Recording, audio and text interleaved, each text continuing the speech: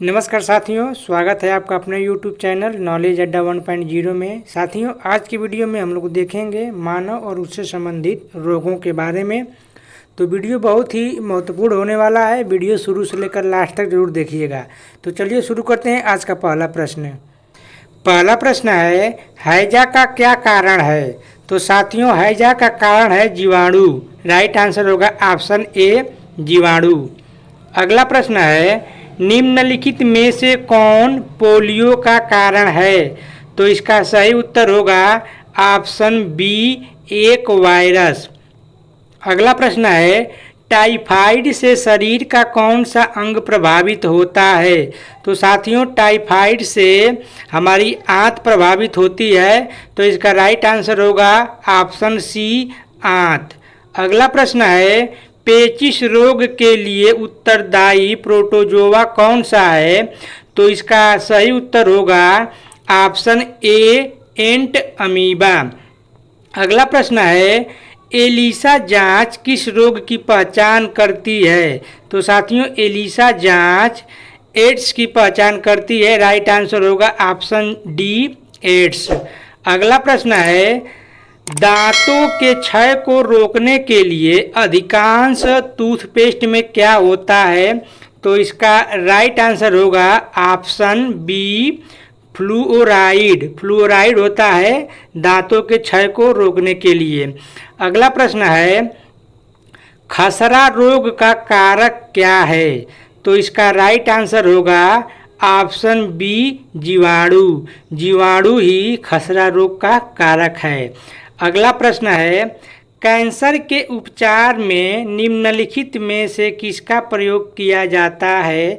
तो साथियों, कैंसर में जब उपचार होता है तो उसमें कीमोथेरेपी किया जाता है। राइट आंसर होगा ऑप्शन सी, कीमोथेरेपी। अगला प्रश्न है ब्लड कैंसर को आमतौर पर किस नाम से जाना जाता है? तो इसका राइट आंसर होगा option B, leukaemia. Blood cancer को ल्यूकेमिया नाम से भी जाना जाता है। अगला प्रश्न है शरीर के किस अंग की खराबी से मधुमेह रोग का प्रकोप होता है? तो इसका राइट आंसर होगा ऑप्शन सी, पैनक्रियाज। अगला प्रश्न है मियादी ज्वर, टाइफाइड फीवर किस कारण होता है? तो इसका राइट आंसर होगा ऑप्शन बी, जीवाणु। अगला प्रश्न है डेंगू बुखार किस रोगवाहक मच्छर द्वारा संचारित होता है? तो इसका राइट आंसर होगा ऑप्शन सी, एडिज एजिप्टी नाम का एक मच्छर होता है, उसी से डेंगू बुखार आता है। अगला प्रश्न है आँखों की दूरदृष्टि बीमारी किसके कारण होती है? तो इसका राइट आंसर होगा ऑप्शन सी, नेत्र गोलक के छोटे होने के कारण।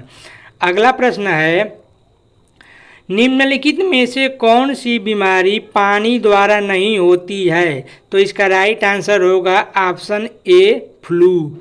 अगला प्रश्न है न्यूमोनिया रोग मानव शरीर के किस अंग को ग्रसित करता है?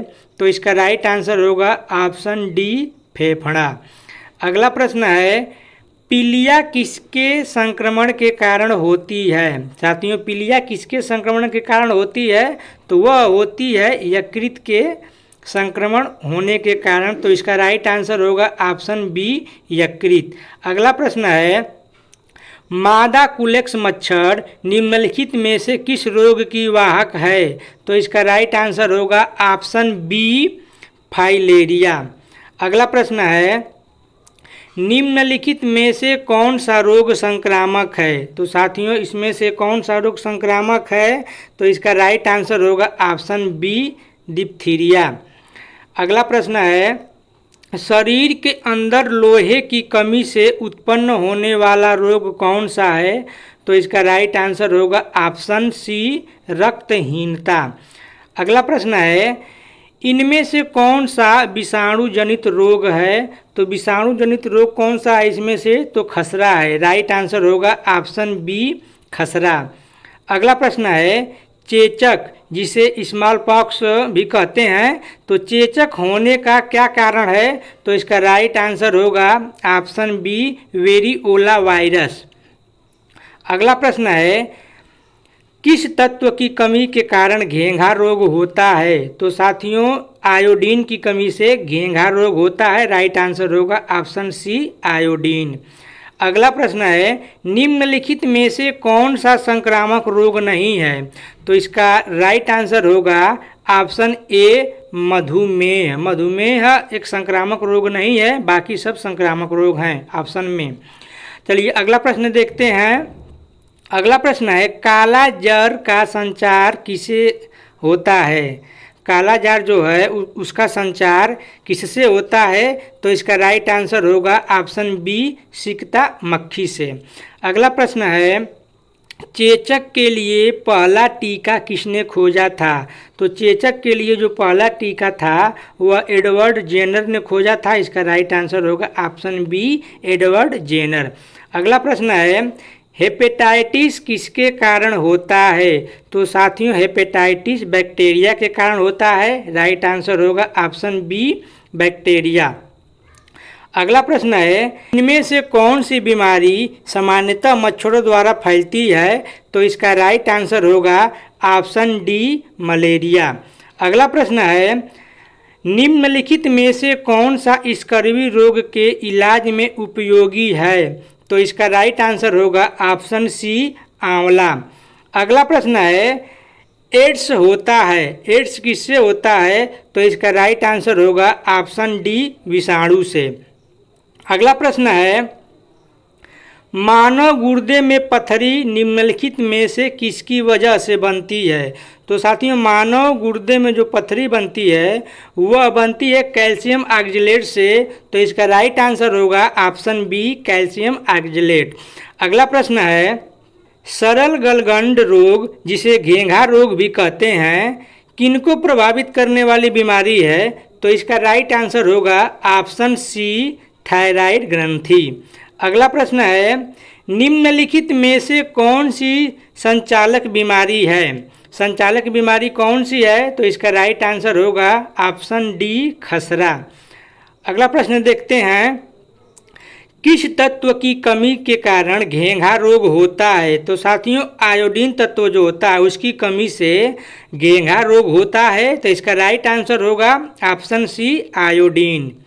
अगला प्रश्न है, डेंगू बुखार के कारण मानव शरीर में निम्नलिखित में से किसकी कमी हो जाती है?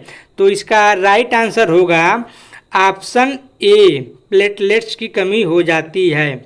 अगला प्रश्न है, निम्नलिखित में से कौन सी बीमारी और संक्रामक प्रवृत्ति की है? तो इसका राइट आंसर होगा ऑप्शन बी चेचक।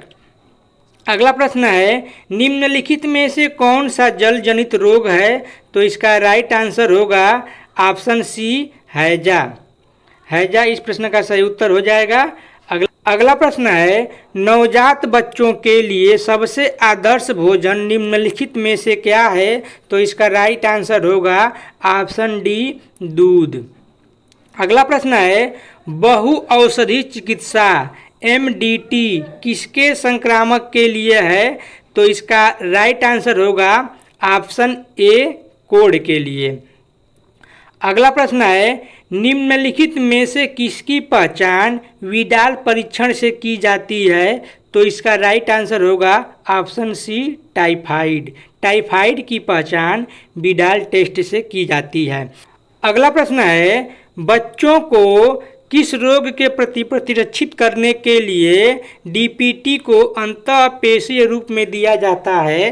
तो इसका राइट आंसर होगा ऑप्शन डी काली खांसी। अगला प्रश्न है, पीलिया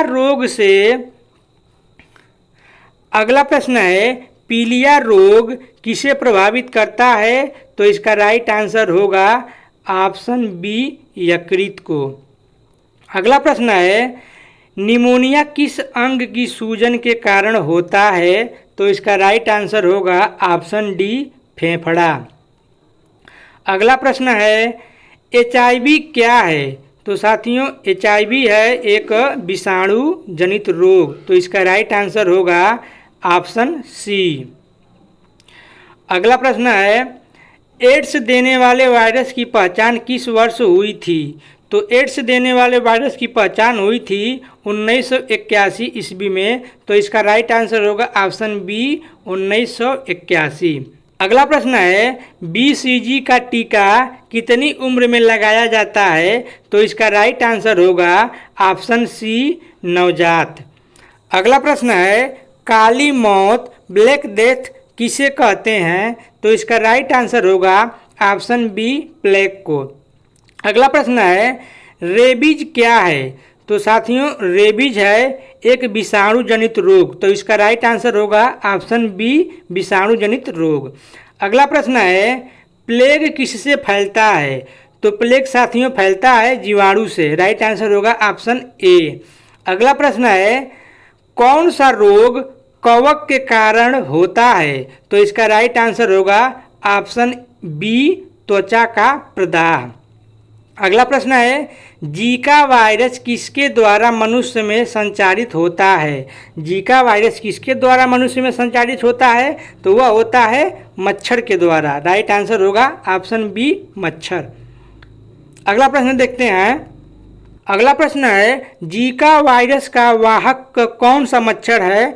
तो इसका राइट आंसर होगा ऑप्शन बी एडिज मच्छर। अगला प्रश्न है कैडमियम प्रदूषण का किससे संबंध है? तो इसका राइट आंसर होगा ऑप्शन डी इटाई से। अगला प्रश्न है निम्नलिखित में से किस रक्षात्मक पदार्थ कहा जाता है? निम्नलिखित में से किसे रक्षात्मक पदार्थ कहा जाता है? तो इसका राइट आंसर होगा ऑप्शन ए विटामिन को। अगला प्रश्न है निम्नलिखित में से किस विटामिन की कमी से रतौंधी होती है?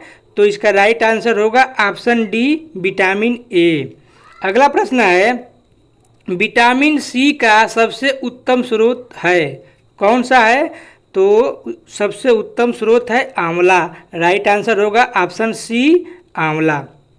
अगला प्रश्न है विटामिन सी का रासायनिक नाम है। विटामिन सी का रासायनिक नाम क्या है? तो विटामिन सी का रासायनिक नाम है एस्कॉर्बिक अम्ल। राइट आंसर होगा ऑप्शन बी।